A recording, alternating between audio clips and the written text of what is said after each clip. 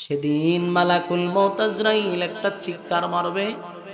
আল্লাহ নবী বলেন, সেদিন যদি প্রাণীকুল বেঁচে থাকতো রে, আজরাইলের চিৎকারে সেদিন মানুষ মারা যাইত। যদি কেউ বেঁচে থাকতো, এত বিকট আওয়াজ দিয়ে চিৎকার মারবে আর বলবে, আল্লাহ আমাকে কি কোনোভাবে ছেড়ে দেওয়া যায় না? আল্লাহ বলেন, সব ধ্বংসের মধ্যে তুইও ধ্বংস হবি। সেদিন আজরাইলও ধ্বংস হয়ে গেছে। এখন বলুন বাকি আছে কে? আরো জোরে, ওয়ায়াবকা ওয়াজহু রাব্বিকা যুল জালালি ওয়াল ইকরাম। আল্লাহ বলেন, সব ধ্বংস হয়ে যাবে, যিনি থাকবেন তিনি কে? আরো জোরে, যিনি বেঁচে থাকবেন তিনি আল্লাহ। আল্লাহ তখন সব ধ্বংস করে দেওয়ার পরে এবার আল্লাহ নিজেই বলবেন, লিমানিল মুলকুল ইয়াউম। এই পৃথিবীর রাজা বাদশারা কোথায় রে? পৃথিবীতে আমি তোদেরকে পাঠাইছি। আমি পাঠানোর পরে ক্ষমতা দিলাম, ক্ষমতা পাইয়া ক্ষমতার অপব্যবহার যারা করছস, আমি তোদেরকে দুনিয়া নামক জায়গায় পাঠাইছিলাম। ক্ষমতা পাইয়া মানুষের উপরে জুলুম করছস, মানুষের উপরে অন্যায়ভাবে জুলুম করছস, ক্ষমতার অপব্যবহার করছস। আজকে তোরা কোথায়? পৃথিবীর রাজা বাদশাদেরকে আল্লাহ ডাকবে। মনে করেন ফেরাউনরে ডাকল, নমরুদরে ডাকল, যারা জালেম ছিল সবাইরে ডাকবে।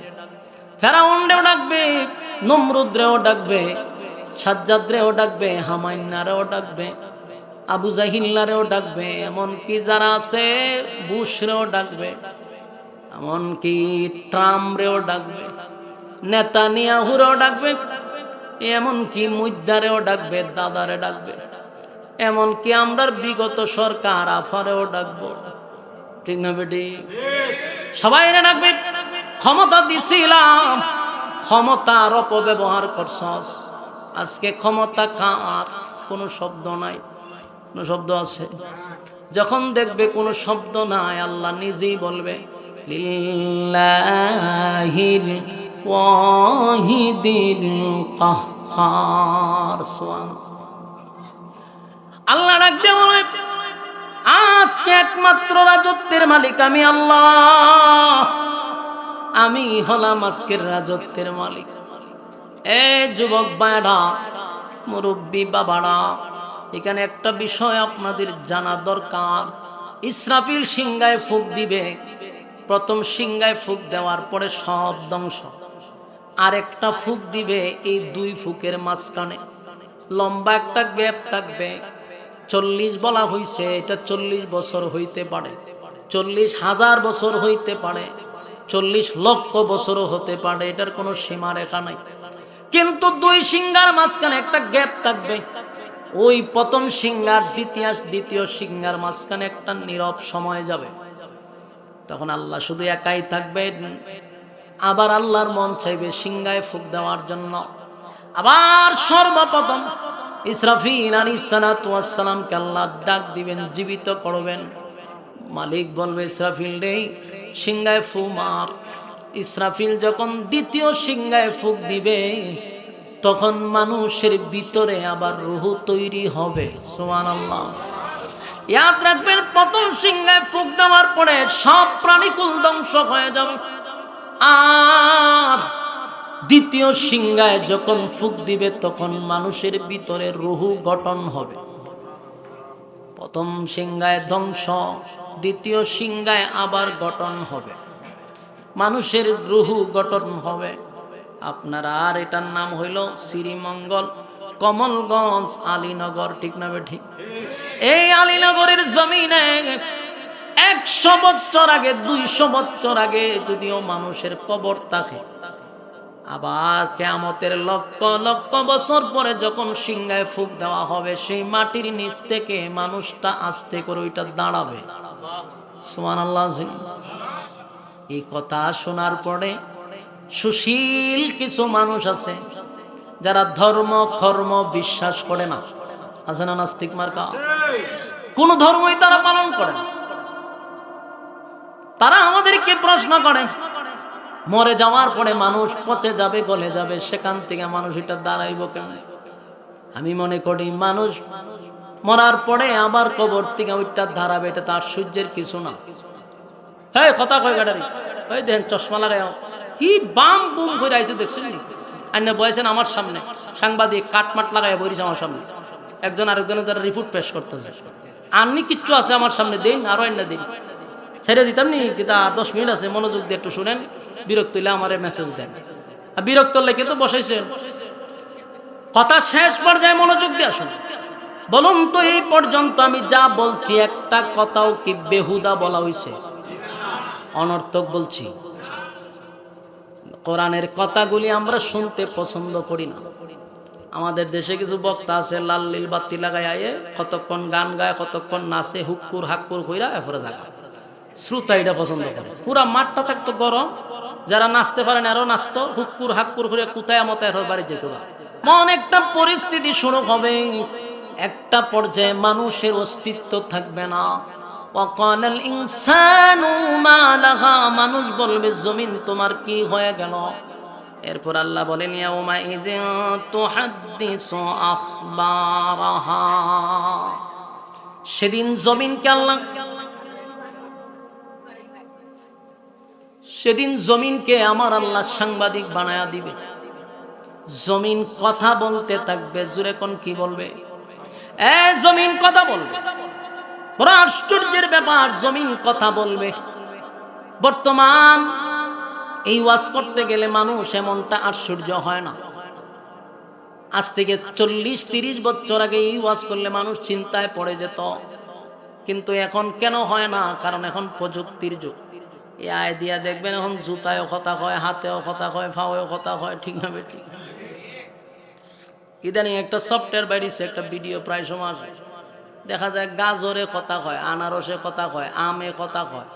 হ্যাঁ, এগুলা কি আসলে কথা কয় না কথা কয়? প্রযুক্তি দিয়া।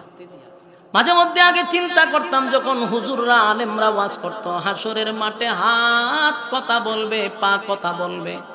মাঝে মধ্যে চিন্তা হতো এটা কিভাবে সম্ভব। দেখেন আল্লাহ প্রযুক্তি দিয়ে আমাদেরকে জানায়া দিছে, দুনিয়ার মানুষ যদি প্রযুক্তি দিয়া, এআই দিয়া যদি সবকিছু করতে পারে, সমস্ত প্রযুক্তির মালিককে, সমস্ত প্রযুক্তির মালিক যদি আমার মালিক হয় গো, সেই মালিক তো চাইলে তোমার হাত রে কথা বলাইতে পারবে, পা কথা বলবে, জমিন কথা বলবে। আমার মালিক যখন অর্ডার দিবে তখন জমিন কথা বলতে থাকবে। আল্লাহ রাব্বুল আলামিন বলেন, জমিন সেদিন কথা বলবে, ইয়াউমা ইযিন তুহাদ্দিসু আখবারাহা, জমিন কথা বলতে থাকবে। এখন বিষয়টা এখানে ভাবার বিষয়, জমিন কথা বললে কিন্তু আমরা ফেঁসে যাব। কারণ আমি আপনি যতই মানুষের সামনে বড় পীর হয়ে সাজার চেষ্টা করি, আমি আল্লাহওয়ালা বুজুর্গ সাজার চেষ্টা করি, আমি রাতের অন্ধকারে কি গুনাহ করছি, দিনের আলো থেকে আকাম কুকাম করছি, দুনিয়ার কেউ না জানলেও জানে কে? আমার যুবক ভাইরা, সেদিন জমিন কথা বলবে আর বলবে, আল্লাহ আপনার এই নাফরমান আমার উপরে দাঁড়াইয়া সে কাজ করছিল, আমার উপরে দাঁড়াইয়া সুদ খাইছিল, আমার উপরে দাঁড়াইয়া গোশ খাইছিল, আমার এই জায়গায় দাঁড়াইয়া জেনা ব্যভিচার করছিল, আমার সামনে দাঁড়াইয়া অন্যের উপরে জুলুম করছিল। জমিন কথা বলতে থাকবে, জমিন কথা বলতে থাকবে, আশ্চর্যের কিছু না। জমিন কথা বলবে, কেন কথা বলবে? আল্লাহ নিজেই বলেন, বিআন্না রাব্বাকা আওহা লাহা। জমিন এমনি এমনি কথা বলে না, জমিন এমনি এমনি কথা বলে না। বিআন্না রাব্বাকা আওহা লাহা, জমিন কথা বলে কারণ তোমার রব জমিনকে অর্ডার দিবে কথা বলার জন্য। তাই তো জমিন কথা বলবে, জমিন কথা বলতে থাকবে, জমিন কথা বলতে থাকবে। আমার যুবক ভাইরা, মুরব্বী বাবারা, দিলের কান লাগায় কথাগুলি শুনেন। এই পৃথিবী চিরস্থায়ী না, পৃথিবীতে কেউ থাকার জন্য আসে নাই, আমিও থাকবো না। আমার বাবা থাকতে পারে নাই, দাদা থাকতে পারে নাই, পূর্বপুরুষ কেউ দুনিয়াতে নাই, আমিও থাকবো না। পৃথিবীতে যত ধর্ম আছে, যত মানুষ আছে, একটা বিষয়ে একমত, এটা হলো মরতে হবে। মরার ব্যাপারে কোনো ধরনের কি দ্বিমত আছে? মরার ব্যাপারে কোনো যুক্তি নাই, মরার ব্যাপারে কোনো তর্ক নাই। মরতে হবে, মরতে হবে। পৃথিবী চিরস্থায়ী না, পৃথিবী থাকার জন্য না। জোর জবরদস্তি করেও থাকা যায় না, বেশি টাকা থাকলেও থাকা যায় না, ক্ষমতা দিয়েও দুনিয়ায় থাকা যায় না। এই পৃথিবী চিরস্থায়ী নয় গো। পৃথিবী তোমার আমার ছেড়ে দিতে হবে। তাহলে প্রশ্ন হলো, কেন দুনিয়াতে আসলাম, আবার কেনই বা চলে যাব? আল্লাহ রাব্বুল আলামিন বলেন, আমি দুনিয়ার জমিনে মানুষ বানাইয়া পাঠাইছি, বান্দারে অনর্থক বানাই নাই। আপা হাসিবতুম আন্নামা খলাকনাকুম আবাসাও ওয়া আন্নাকুম ইলাইনা লা তুরজাউন। আমি বেহুদা বানাই নাই, অনর্থক বানাই নাই, অকারণে বানাই নাই। বান্দা প্রশ্ন হলো, কেন বানাইলাম? বানানোর পিছনে যে বানাইছে তার একটা কারণ আছে। আল্লাহ মানুষ অনর্থক বানায় নাই, নিশ্চয়ই মালিকের এর পিছনে কারণ আছে রে। মানুষ বানানোর পিছনে আল্লাহর কারণ হলো, ওমা খালাকতুল জিন্না ওয়াল ইনসা ইল্লা লিয়াবুদুন। মানব দানব দুইটা জাতিরে আমার আল্লাহ কিন্তু বানাইছে কেবলমাত্র গোলামির জন্য, গোলামি করার জন্য দুনিয়ায় পাঠাইছে। অথচ মানুষ গোলামি বাদ দিয়া মন গড়া জিন্দেগি চালাইতেছে, যেমনে মনে চায় এমনে চলতেছে। যাই না রাখো, মালিক আমাদেরকে আর তোমাদেরকে অনর্থক বানায় নাই, মালিকের পিছনে কারণ আছে। আল্লাহ বলেন, ওয়ালাকাদ কাররামনা বানি আদম, মানুষকে আমি সবচেয়ে বেশি সম্মান আর মর্যাদা দিয়া বানাইছি। মানুষের চেয়ে সম্মান আর মর্যাদা কোনো প্রাণীকে দেয় নাই আল্লাহ রাব্বুল আলামিন বলেন, বান্দারে তাহলে শোন, আমি আল্লাহ তোরে বানাইছি সম্মান আর মর্যাদা দিয়া। এত সম্মান আর মর্যাদা কোনো জাতিকে আল্লাহ দেয় নাই, মানুষকে সম্মান মর্যাদা দিছে। এর পিছনে একটা মাত্র কারণ হলো, মানুষ আল্লাহর গোলামি করবে। দুনিয়ায় পাঠাইছে এই জমিনে তাইকা গোলামি চলবে। আল্লাহ যদি গোলামি না করি, রব্বে কারীম বলেন, ইন্না জাহান্নামা কানাত মিরসাদা, নিশ্চয় তোমাদের জন্য জাহান্নাম কিন্তু অপেক্ষায় আছে, জাহান্নাম তোমাদের জন্য অপেক্ষায় আছে। যেমন দুনিয়াতে আল্লাহ সম্মান আর মর্যাদা দিয়া বানাইলো, আল্লাহর হুকুম আর নবীর তরিকায় যদি জীবন যাপন না করি, যেমনে মনে চাই এমনে যদি চলি, বলুন বিপদ আছে না নাই? যুবক ভাইরা, প্রথমেই আমি আলোচনায় বলেছি কিয়ামত দুই প্রকার। একটা হলো ছোট কিয়ামত, আর একটা হলো বড় কিয়ামত। ছোট কিয়ামত সবার হবে রে, যারা এই পৃথিবীতে একবার জন্ম নিছে সবারই কিন্তু ছোট কিয়ামত হবে। 3.5 হাত বডির মধ্যে একটা কিয়ামত হয়ে যাবে, যেদিন মালাকুল মউত আজরাইল আমার আর তোমার রূহ নেওয়ার জন্য আসবে। সেদিন তোমার 3.5 হাত বডির মধ্যে একটা কিয়ামত শুরু হয়ে যাবে। সেই কিয়ামত হয়ে যাওয়ার পরে শরীরের মধ্যে এমন কোনো জায়গা নাই যে জায়গায় কিয়ামত হবে না। বিচ্ছিন্ন হয়ে যাবে, যোগাযোগ বিচ্ছিন্ন, সব ধ্বংস হয়ে যাবে, রূহটা চলে যাবে, এই বডিতে কিয়ামত হয়ে যাবে। বাকি রইল সমষ্টিগত কিয়ামত। আল্লাহ এই পৃথিবীটাকেও আমি ধ্বংস করে দিব। পৃথিবী বানাইছি বান্দাদেরকে গোলামি করার জন্য, জমিনে তাইকা বান্দা আমার গোলামি করবে। যখন দেখব বান্দা আমার গোলামি বাদ দিয়া বান্দা মন গড়া জীবন যাপন করে, বান্দা নাফরমানি করে, তখন আল্লাহ বলবে, জিবরাইল ইসরাফিল রে, সিংহায় ফু মাইরা দে, এই পৃথিবী আমি আর রাখবো না। ইসরাফিল সিংহায় ফুক দিবে, ইজা জুলজিলাতিল আরদু জিলজালাহা, জমিনের মধ্যেও জালজালা শুরু হয়ে যাবে, জমিন ধ্বংস করে দিবে, জমিন ধ্বংস করে দিবে। এক পর্যায়ে মানুষগুলা যখন সমস্ত প্রাণীকুল মারা যাবে, কারণ সূর্যটা ভেঙে জমিনে পড়বে, তারকা ছুটে যাবে, আসমান ভেঙে ভেঙে পড়বে, পাহাড় নদী নালা সাগর যা কিছু আছে সবগুলার মধ্যে আগুন ধরে যাবে। এই পরিস্থিতিতে সমস্ত প্রাণীকুল মারা যাবে রে। এই যে প্রথম সিংহায় ফুঁক দিলে সব ধ্বংস, সব ধ্বংস, সব ধ্বংস। আল্লাহ কয় ফেরেশতা আজরাইলকে ডাক দিয়ে আল্লাহ বলবে, আজরাইল রে, আমি না বললাম কুল্লু মান আলাইহা ফান, সব ধ্বংস হওয়ার কথা, বাকি আছে কে? বলে আল্লাহ সমস্ত প্রাণীকুল ধ্বংস করে দিছি, ফেরেশতা কুল বাকি আছে। আল্লাহ কয় 4 জন ফেরেশতা বাদে সব ধ্বংস করে দাও। আমার যুবক ভাইরা, জিবরাইল, ইসরাফিল, মিকাইল, আজরাইল 4 জন ফেরেশতা বাদে সমস্ত ফেরেশতা কুল ধ্বংস করে দিবে। আল্লাহ রাব্বুল আলামিন বলবেন, মালাকুল মউত আজরাইল বল আর কে বাকি আছে? আজরাইল বলবে, মালিক আপনি চিরঞ্জীব, আল্লাহ আপনার তো কোনো মরণ নাই, আল্লাহ আপনি ছাড়া বাকি আমরা 4 জন আছি, আমি আজরাইল, মিকাইল, জিবরাইল, ইসরাফিল 4 জন বাকি আছে। আল্লাহ বলেন, তুমি বাদে বাকি 3 জনকেও ধ্বংস করে দাও। এবার প্রশ্ন হলো, যিনি সিংহায় ফুঁক দিলেন তিনিও ধ্বংস হয়ে যাবে।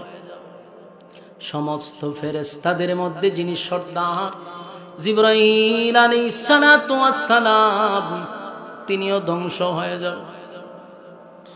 বাকি থাকবে মালাকুল মউত আজরাইল।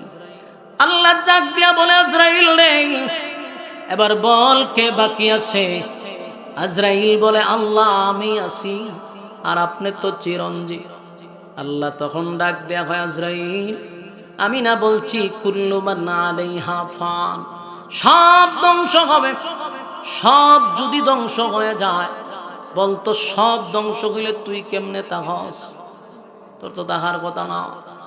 সবের মধ্যে তুই আসত না, নাই যে আসি, তাহলে তুইও ধ্বংস হ। সুবহানাল্লাহ।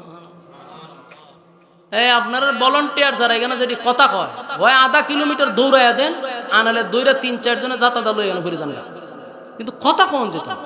আপনারা কি বিরক্ত হইতেছেন? বিরক্ত হইলে না আমার ডাবল সুবিধা, অসুবিধা করব, ছেড়ে দিতাম আমি। কথা কন যেত না। যদি এখানে কোনো কথা বলেন তাহলে আমার কথার মধ্যে কোনো ধরনের গুছালো থাকবে না, মেহেরবানি করে কথা বলবেন। রাজি আছেন ইনশাআল্লাহ? একটু দিলের কান লাগায় শুনেন, আমার পরে যিনি আসবেন উনি আসার ঘোষণা শুনলেই আমি ছেড়ে দিব ইনশাআল্লাহ। এবার দিলের কান লাগায় শুনেন, বলুন আল্লাহ কি কইছে? সব ধ্বংস। সব বললে আজরাইল শেষ নেই, কথা হয় না। সব ধ্বংস হয়ে যাও, সবের মধ্যে আজরাইল থাকার কথা না। আল্লাহ বলেন, আজরাইল নেই, আমি না বললাম কুল্লু মান আলাইহা ফান, সব ধ্বংস হয়ে যাবে, তুই রইলি কেমনে? এবার আজরাইল ডাক দিয়ে বলে, মালিক আমারে কি আপনি ধ্বংস করে দিবেন? আল্লাহ বলে, আজরাইল আমি বলছি সব ধ্বংস করে দিব, তুইও থাকতে পারবি না। সেদিন মালাকুল মউত আজরাইল একটা চিৎকার মারবে। আল্লাহ নবী বলেন, সেদিন যদি প্রাণীকুল বেঁচে থাকতো রে, আজরাইলের চিৎকারে সেদিন মানুষ মারা যাইত। যদি কেউ বেঁচে থাকতো, এত বিকট আওয়াজ দিয়ে চিৎকার মারবে আর বলবে, আল্লাহ আমাকে কি কোনোভাবে ছেড়ে দেওয়া যায় না? আল্লাহ বলেন, সব ধ্বংসের মধ্যে তুইও ধ্বংস হবি। সেদিন আজরাইলও ধ্বংস হয়ে গেছে। এখন বলুন বাকি আছে কে?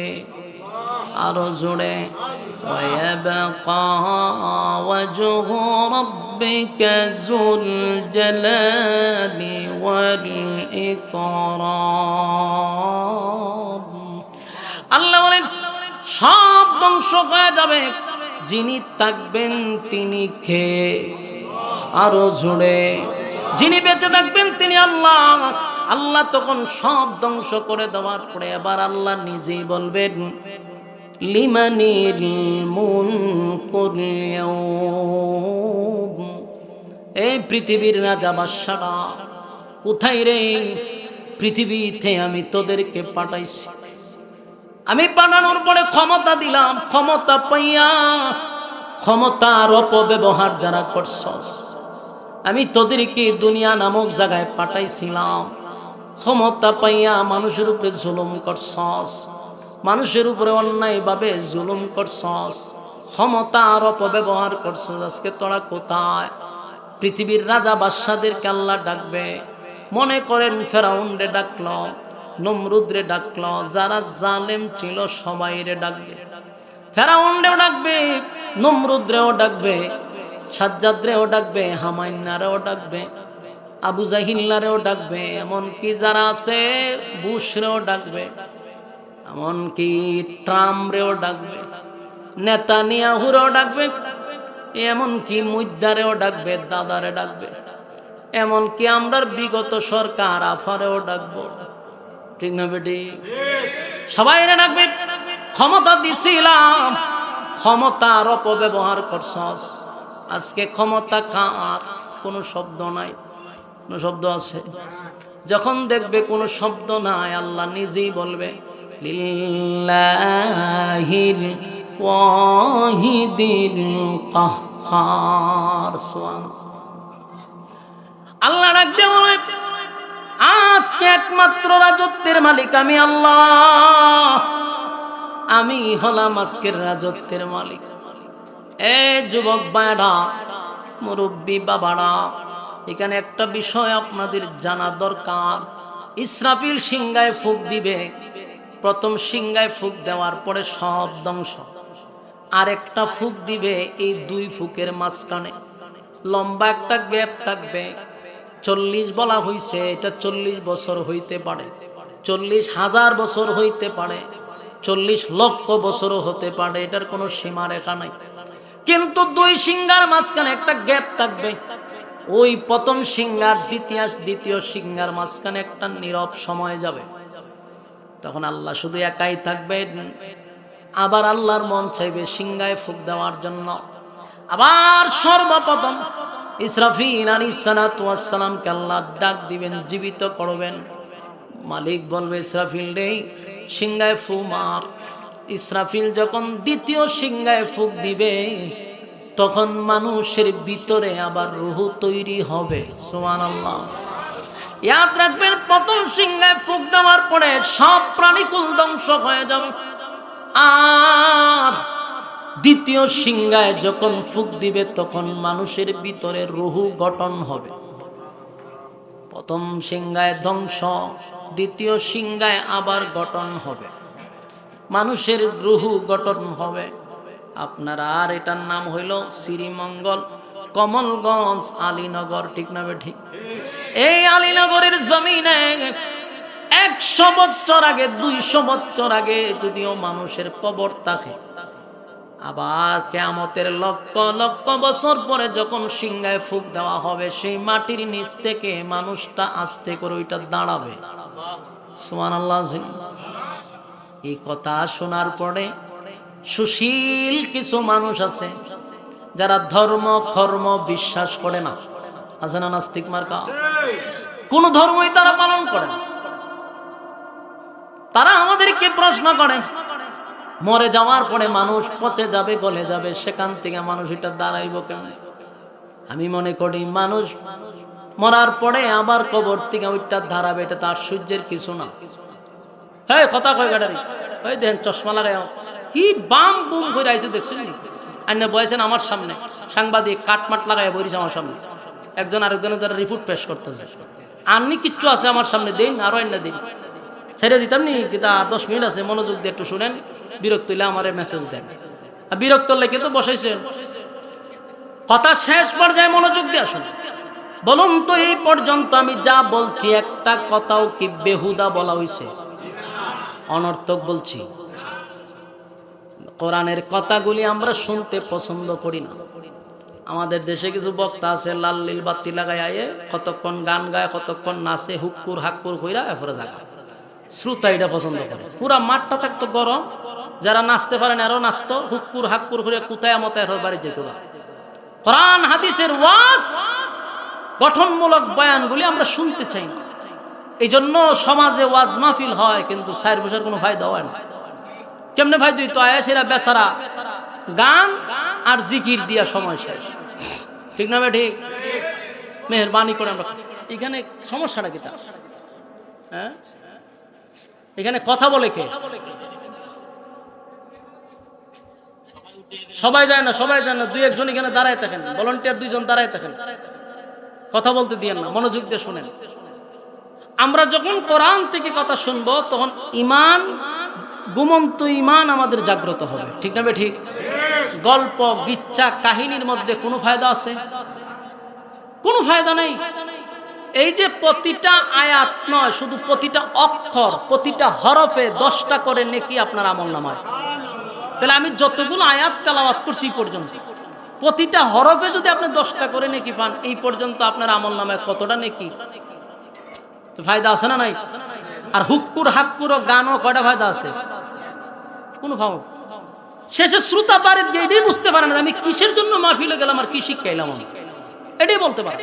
এই জন্য ভাই যতটুকু শুনবেন কোরআন থেকে শুনেন, নিজের মনকে বুঝাইতে পারবেন যে কিছু শিক্ষা আসছি, কিছু জানি না আসছি। আর আমার পরে যিনি আসবেন দোয়া নিয়ে যাবেন, তাদের দোয়া কবুল। কথা বুঝতেছেন? বরুণার হযরতদেরকে পাওয়া যায় না, আপনাদের কপাল বালা। একটু সময় বসেন। এখন চিন্তা করেন, প্রথম সিংহায় ধ্বংস, দ্বিতীয় সিংহায় গঠন হবে। সুশীলরা বলে পচে যাবে, গলে যাবে, এরপরে মানুষ কিভাবে দাঁড়াবে? বলে এটা মানুষ যদি এরপর এটা দাঁড়ায়, এটা তো আশ্চর্য না, এটা স্বাভাবিক। কারণ আশ্চর্য হলো এটা যে একটা গাছে একটা ফল ধরছে, ফলটা পেকে গেছে, পেকে এটা ফুচ্ছা গেছে, ওইটার ভিতর থেকে একটা বীজ বাইরেছে, এই বীজ ঘরে রাখছে, 6 মাস পরে এই বীজ নিয়ে মাটির নিচে গাইতে দিছে, ওই মাটির নিচ থেকে আবার দেখা যায় গাছ হইতে দাঁড়ায় গেছে। সুবহানাল্লাহ বাড়ি গিয়া তা আমি তো দেখি এটা বেশি আশ্চর্য, কথা হয় না? ফল পয়সা গেল, ফলের ভিতর থেকে বিচি নিয়ে 6 মাস বুয়ামের ভিতরে ঢুকায় রেখে দিল, 6 মাস পরে এটা খেতে নিয়ে লাগাইলো, এটা আবার দাঁড়ায় গেছে। এটা আশ্চর্য বেশি না? গাছ তো আপনি না লাগাইছেন না, গাছের বিচি লাগাইছেন, ঠিক না ভাই? ঠিক। তো এটা তো বেশি আশ্চর্য হওয়ার কথা। আর মানুষ একটা পুরা আস্থা মানুষ মরে যাওয়ার পরে পচে গেছে, ঠিক কবর থেকে আবার এই মানুষটা দাঁড়াবে, এটা আশ্চর্য কিসে? এটা তো পুরা বডিটার থেকে আবার মানুষটা আসতেছে। আপনাদের বিচি লাগাইলেন, এখান থেকে গাছ উঠতে গেল, এটা তো আশ্চর্য বেশি হওয়ার কথা। মানুষ পচে গেছে গেলে গেছেন তো পুরা গঠন হইয়া মানুষ দাঁড়াবে, এটা আশ্চর্যের বিষয় না। আল্লাহ চাইলে পারে না? পারে কিনা? দুনিয়া তো অহরহ এরকম ঘটনা আল্লাহ ঘটায়া দেখাইছে। ঈসা আলাইহিস সালাতু ওয়াস সালামের মুআজিজা ছিল পুরান কবর থেকে মানুষ উঠে দাঁড়াইতো। তো এইগুলো আশ্চর্য না তো? কিন্তু সুশীলরা আমাদেরকে বোঝায় এটা কেমনে সম্ভব। এরপরে আমাদেরকে কিছু প্রশ্ন করে, তো হুজুর আপনারা বলেন কবরে জাহান্নামের আগুন, মানুষকে আগুন লাগানো হয়, জাহান্নামের আগুন জ্বলে কবরের ভিতরে, আবার কোন কবর জান্নাতের বাগান হয়। ওয়াজ আমরা বলি না, কারো কবর জান্নাতের বাগান, কারো কবর জাহান্নামের আগুন। আমরা প্রশ্ন করে, হুজুর আমরা জীবনে কত ভাঙ্গা কবর দেখলাম, কোন কবরে আগুন দেখছি না, মানুষের কান্নার শব্দ শুনছি না, মাইরের শব্দ শুনছি না, আবার বহু ভাঙ্গা কবরে কোনো ফুলের বাগানও দেখলাম না। আপনারা যে ওয়াজ করেন এটি করতে করেন, এখন তারে কেমনে বুঝানি? সাধারণ মুসলমান যারা নামাজ নাই, রোজা নাই, নামে মুসলমান, খালি গুরু খাওয়াটা শিখছে, এই মুসলমানটা এই শব্দ শুনলে কথা তো সত্য। কারণ হে তো নামাজই পড়ে না, ইসলাম কি জিনিস জানেই না, শুধু এটা জানে গুরু খাওয়ান, এই মুসলমানটা হইতে পারছে। তাহলে হের মতো একটা মুসলমানরা যখন এই প্রশ্ন নাস্তিকরা করে, হে জায়গা কেসকি খায় যাচ্ছে, কথা তো সত্য, খবরের ভিতরে কিছু শোনাও যায় না, দেখাও যায় না। কিন্তু আমাদের মতো লোকরে যখন প্রশ্ন করবো তখন তো সে ছুটতে যেতে পারবে না। সাধারণ যদি আমাদের মতো ওলামায়ে কেরামদেরকে প্রশ্ন করে, সে ছুটতে যাইতে পারবে না। এরা যাতা দূরে বোঝামো দিয়ে না, কারো তুই যে আমার প্রশ্ন করলি বাঙ্গা খবর দেখছ, আগুন দেখছ না, খবর ফুলের বাগান দেখছ না, এখন আমরা ওয়াজ করি, হুজুর আপনারা দিয়ে ওয়াজ গুলা করেন, বলে আমরা যা ওয়াজ করি সত্য ওয়াজ করি, কোরআন থেকে কথা বলি। কবর ফুলের বাগান হয়, কবর আবার কারো জাহান্নামের আগুন হয়। এখন প্রশ্ন হলো, হে দেখে না, এটাই তো প্রশ্ন। আমার প্রশ্ন, জামাই আর বউ দুইজন তো এক বিছনাত ঘুমায়, ঠিক না? স্বামী স্ত্রী এক বিছনায় ঘুমায় না? তো স্বামী বেচারা সজাগ, আর বউ ঘুমায় রয়েছে পাশে। বউ ঘুমের মধ্যে স্বপ্নে হাসতেছে, জামাই চিন্তা করলো ঘটনা কিনা, আমার বউ ঘুমের মধ্যে হাসে, ঠেলা দিয়ে জাগাইছে কিতাব, হাসাহাসি করে ঘুমের মধ্যে, তুমি তো আমার ঘুম ভাঙাইলা, মেজাজটা তো গরম করছো। আমি একটা বাগানের ভিতরে ঢুকছিলাম, বাগানের ভিতরে ঢুকে আমি একটা ঘোড়ার উপরে উঠছিলাম, ঘোড়াটা আমাকে নিয়ে উঠতেছিল, দৌড়তেছিল, আনন্দে হেলে দুলে আমি হাসতেছিলাম। জামাইয়া দুইটা শটকনা দিয়া হয় তোর দ্বারে আমি বয়ে রয়েছি, আমি ঘোড়াও দেখলাম না, বাগানও দেখলাম না, তুই কেমনে দুললি আর হেললি আর গুললি? সে বলেন তো দেখি, কাছেই তো দুজন ছিল, কিন্তু স্ত্রী স্বপ্নে দেখতেছে ঘোড়ার উপরে বসে হেলতেছে, ঘুরতেছে, আনন্দে হাসতেছে। স্বামী বেচারা সজাগ তাই খাও কাছে তাইকে দেখছে, কেন দেখে নাই? সে ঘুমন্ত অবস্থায় দেখছে। সে জাগ্রত মানুষ ঘুমন্ত মানুষের স্বপ্ন দেখতে পারে না, কথা কয় না? বলুন জাগ্রত মানুষ আর এই ভাই সাহেব, আপনারা দায়িত্বশীল, আপনারা যদি তা করেন তেহারা কি তা করবো? আপনারা খাটটা খুলে আর তো দিলাম। এখন আমার প্রশ্নটা বুঝতেছেন না আপনারা? ওমা কথা কই কইতেছেন? ঘুমন্ত মানুষ যা দেখে জাগ্রত মানুষ তা দেখতে পায়। তাহলে মৃত মানুষের সাথে যা হয় জীবিত মানুষ তা দেখতে পাইব কিভাবে? কথা কনা? তাহলে যেই লোকটা বলবে কত খবর দেখলাম ভাঙ্গা, জান্নাতের ফুল বাগান দেখলাম না, জাহান্নামের আগুন দেখলাম না, এরা তা কথা ধরে হবে তুই মর আগে, তুই মর, তুই জীবিত তাই কি কথা বলস কেন? এরা যা তাদা ধরে মুখ শ্বাস বন্ধ করে দিবেন, বলে তুই মরে যা, তুই মরে গেল জাহান্নামে তোর ঢুকাই দেবো, অসুবিধা নেই।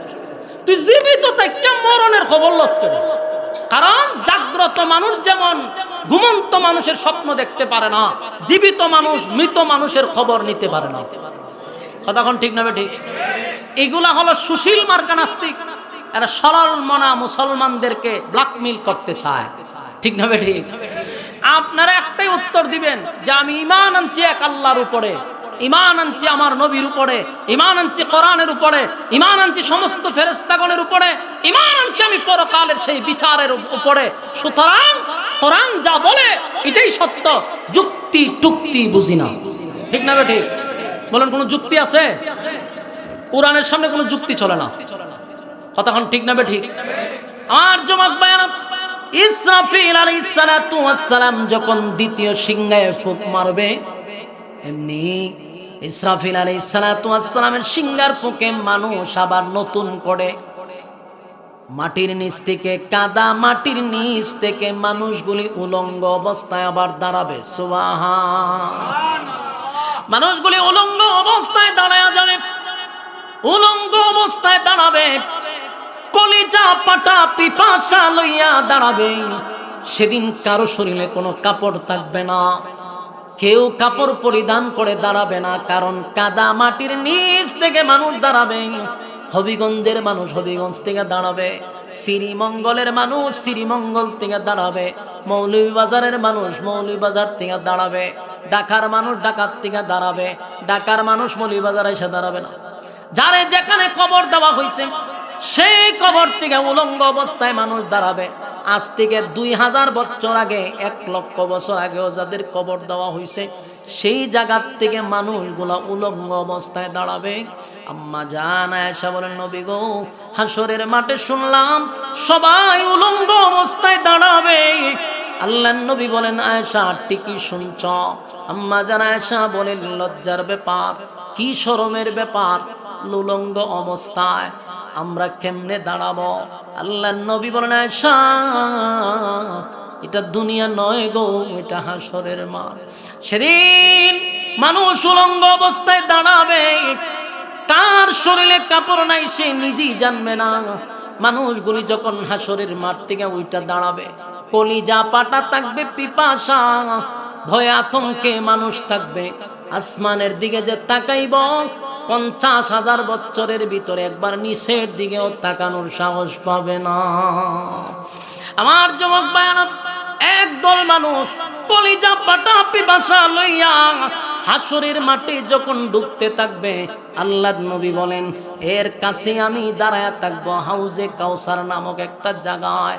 সেখানে আল্লাহর নবী দাঁড়ায়া থাকবেন। নবী বলেন, মানুষ দলে দলে দলে দলে দলে দলে কলিজা পাটা পিপাসা লইয়া হাসরের মাঠে যখন ঢুকবে, আমি আমার উম্মতকে এক পেয়ালা পানি, এক পেয়ালা পানি বরকতি হাতে নবী যাদেরকে পান করায়া দিবে রে, ওই বান্দা বান্দি 50,000 বছরের ভিতরে পানির পিপাসা লাগবে না।